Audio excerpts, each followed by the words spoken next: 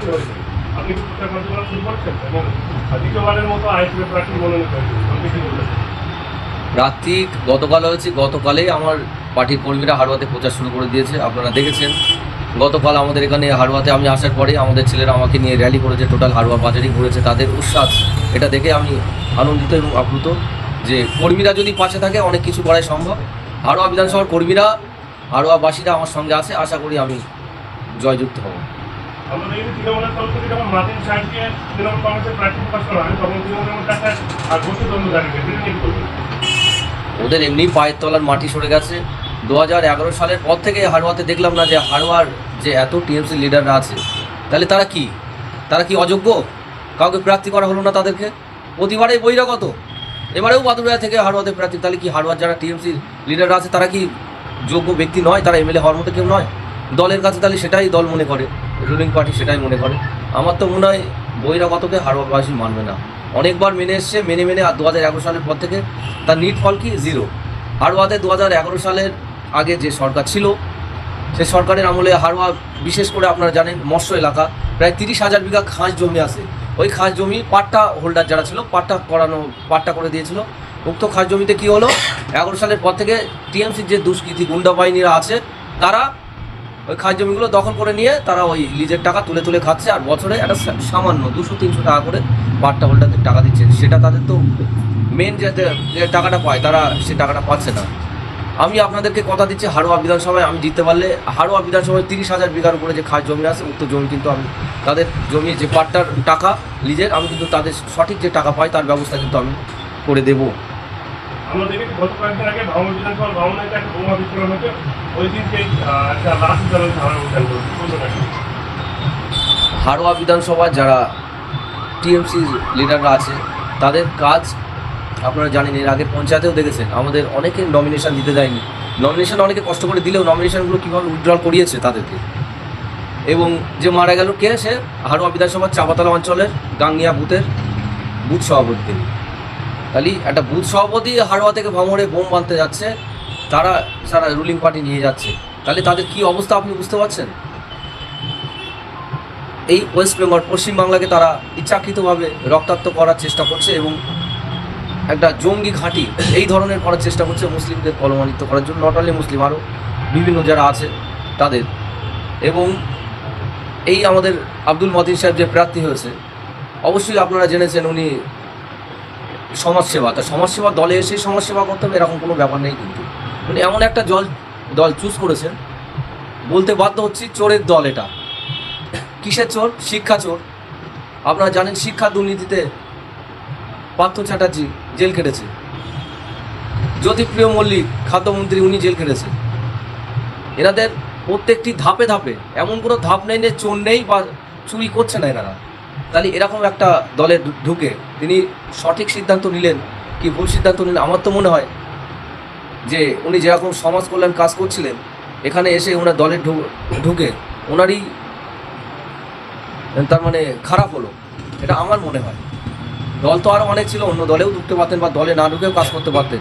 দেখে এই চোরের দলে এটা কিন্তু মানুষ অ্যাকসেপ্ট করবে না। আর এনারা ইচ্ছাকৃতভাবে এদের এই হাড়োয়া বিধানসভার করতে বলছি, হাড়োয়া বিধানসভায় আপনার যেসব গোষ্ঠীদ্বন্দ্ব ছিল বা আছে, বর্তমানেও আছে, সেই কারণের জন্য হয়তো ওনাকে প্রার্থী করা হয়েছে। উনি প্রার্থী হওয়ার পরেও কিন্তু ওনার নামে পোস্টার করেছে হাড়োয়াতে। পোস্টার পাওয়ার পরে কী হচ্ছে, বলছে এটা বিরোধীদের কাজ। আমাদের কাজ নেই যে আমরা টিএমসির যে প্রার্থী হচ্ছে তার নামে পোস্টার মারবো। এদের নিজেদেরই ঠিক নেই, দলের কে নিতে হবে একটা চেয়ারের জন্য টানাটানি। এদের মেন চেয়ারে কে বসবে তার জন্যই মারপিট, গোষ্ঠীদ্বন্দ্ব। এর আগে দেখেছেন মিলাপা বিধানসভাতেও প্রার্থী ঘোষণা হওয়ার পরে কী হয়েছে। এই তো অবস্থা এদের, এই সিচুয়েশান। তাহলে এরা লড়বে কি? আর উনি প্রার্থী হয়েছে, ভালো কথা, সমাজসেবী। ওনাকে বলবো যে আপনি চান না হাড়োয়া বিধানসভা ভাঙড়ের মতো হোক, হাড়োয়াকে নিশ্চয়ই ভাঙড়ের মতো করতে চান না।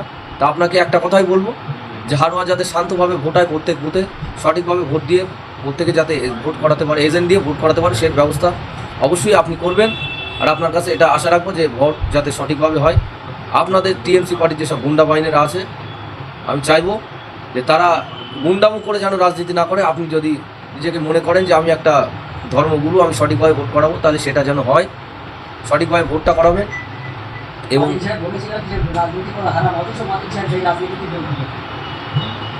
রাজনীতি করা হারাম, রাজনীতিতে যোগ দিলেন, তাহলে কি ভাবতে হবে? তাহলে ভাবতে হবে যে উনি যে কথাগুলো আগে বলেছিলেন এখন সেই কথাগুলো তার পরিপ্রেক্ষিতে অন্য কথা বলছে, তার মানে তার কথার সঙ্গে কাজের মিল নেই। যেটা বলছে মুখে সেটা কিন্তু কাজে করে দেখাচ্ছে না, তার অন্য কাজ করে দেখাচ্ছে। তাহলে হাড়োয়াবাসীর কাছে আমার কোশ্চেন, আপনারাই ভেবে দেখবেন ওনাকে ভোট দেওয়া যায় কি না, কারণ উনি এক কথা বলে মুখে আর কাজে একটা কথা করে। তাহলে উনি যদি হাড়োয়া বিধানসভা থেকে যেতে যেটা বলছে পরবর্তীতে এই কাজ উনি করবেন, এটাও তো সংশয়ের বিষয়, কারণ ওনার তো নিজের কথা ঠিক নেই, এটা আমি বলতে বাধ্য হচ্ছি। কারণ ওনার কথা অনুযায়ী অ্যাকর্ডিং টু আব্দুল মাতিন সাহেব যে আমি বিধানসভা ভোটে দাঁড়াবো না, আমার টিকিটের লোভ নেই, যে ভোট টিকিট নিচ্ছে তারা 7 পুরুল ধরে খাবে, এটা কি তাহলে তার নিজের ভাষাতে তিনি নিশ্চয়ই এইগুলোই করবে। সেই কারণের জন্য কিছুদিন আগে ওয়াকআপ আন্দোলন হলো, আপনারা জানেন ওয়াকআপ আইন পাস হলো লোকসভাতে, পাস হওয়ার পরে আমাদের রাজ্যেও মমতা ব্যানার্জি সরকার চুপি কী করলো, রাত্রে ওয়াকআপ পাস করে দিল।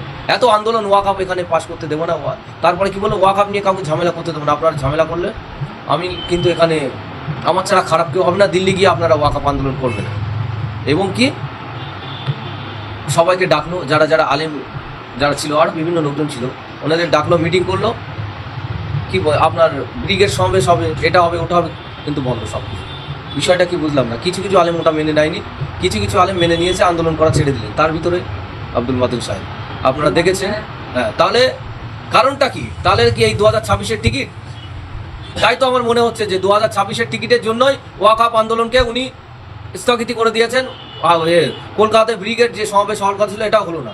তাহলে যে যা নিজের স্বার্থটা বুঝছে, কেউ কিন্তু ওয়াকআপ নিয়ে আন্দোলন করি, একমাত্র ইন্ডিয়ান সেকুলার ফ্রন্ট প্রত্যেক জায়গায়, হাড়োয়া ব্লক এক্সেপশন না, হাড়োয়া ব্লকেও আমরা আন্দোলন করেছি।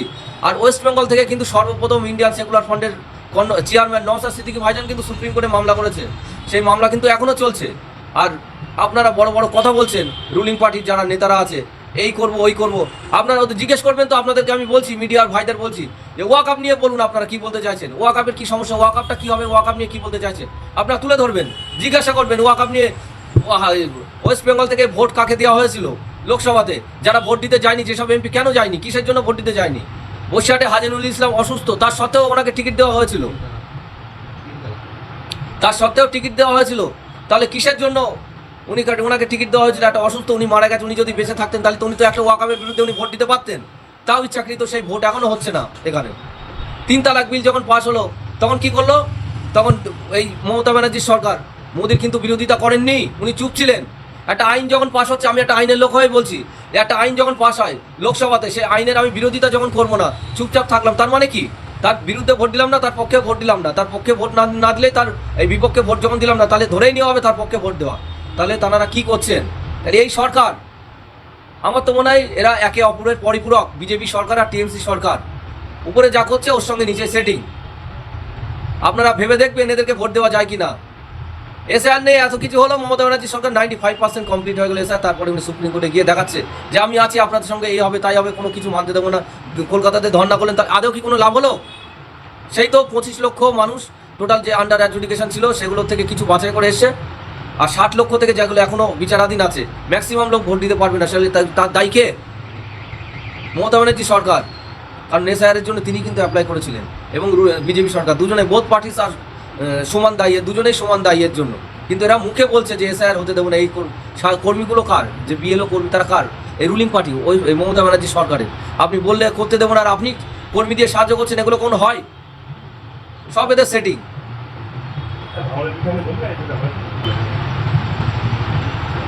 মার্টিন সাহেবকে হেভিওয়েট প্রার্থী হিসেবে ধরা হয়েছে, হয়তো হাড়োয়া বিধানসভাতে আপনার বিরুদ্ধে মমতা ব্যানার্জি, অভিষেক ব্যানার্জি ভোট করতে রাখতে পারেন, তাহলে কতটা লড়াই